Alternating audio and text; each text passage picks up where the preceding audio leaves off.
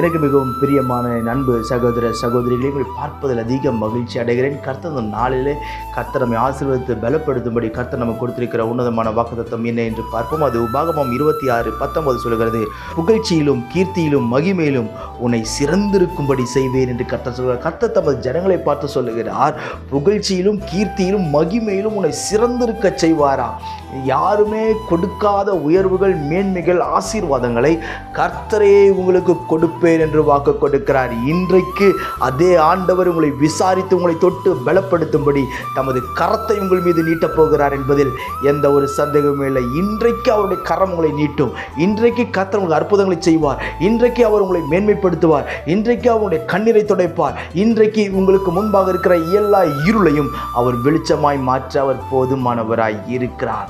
என்ன சொல்கிறார்? புகழ்ச்சியிலும் கீர்த்தியிலும் மகிமையிலும் உங்களை எல்லா காரியத்திலும் சிறந்திருக்கும்படி அவர் செய்வார். உயர்ந்த ஸ்தானத்தின் பிள்ளைகள் நடப்பார்கள். ஒருவேளை உங்கள் பிள்ளைகளை குறித்து நீங்கள் ஒரு கவலையோடு உட்கார்ந்து கொண்டிருக்கலாம். ஐயா, என் பிள்ளையின் எதிர்காலம் என்ன ஆகுமோ தெரியவில்லை, என் பிள்ளை எப்படி ஆவானோ எனக்கு தெரியல, என் பிள்ளைகள் நான் எதிர்காலம் என்ன ஆகுமோ தெரியல, கஷ்டப்படுறேன். கவலைப்படாதிருங்கள். நன்றாய் கவனிங்கள் பிரியமானவர்களே.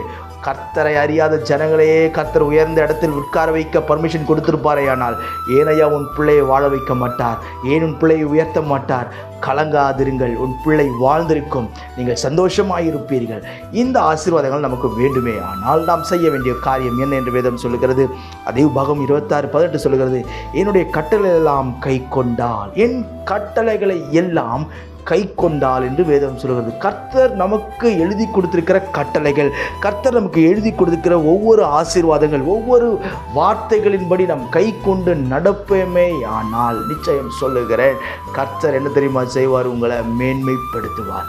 கனத்திலும் புகழ்ச்சியிலும் மேன்மையிலும் உங்களை உயர்ந்த ஸ்தானத்தில் நடக்க பண்ணுவார். நீங்கள் வாழ்ந்திருப்பீர்கள். அந்நிய கண்கள் அல்ல, உங்கள் சொந்த கண்களே அதை பார்க்கும் என்பதில் எந்த சந்தேகமும் இல்லை. நான் உங்களுக்கு ஜெபிக்கட்டும். பரலோக பிதாவே, இந்த வார்த்தையெல்லாம் கேட்கிற அன்பு சகோதர சகோதரி ஒவ்வொருவருக்கும் நான் ஜெபிக்கிறேன். கனப்படுத்தி மேன்மைப்படுத்தி நிலைநிறுத்தும். உன்னதமான தேவனுடைய பலன் தாங்கி நடத்தட்டும். தடைகளை நீக்குகிறவர் என் பிள்ளைகளுக்கு முன்பாக புறப்பட்டு போகும்படிக்கு நான் ஜெபிக்கிறேன். ஆண்டவரே ஸ்தோத்திரம் ஐயா. கனத்திலும் மகிமையிலும் புகழ்ச்சியிலும் பிள்ளைகள் உயர்ந்த ஸ்தானத்தில் நடந்து வரட்டும். இதை நாங்கள் ஆசீர்வாதங்களை சுதந்திரித்து பெற்றுக்கொள்கிறோம். வாய்க்கட்டும். இயேசுவின் நாமத்தில் ஜெபிக்கிறேன் ஜீவனுள்ள பிதாவே. ஆமென். ஆமென். God bless you.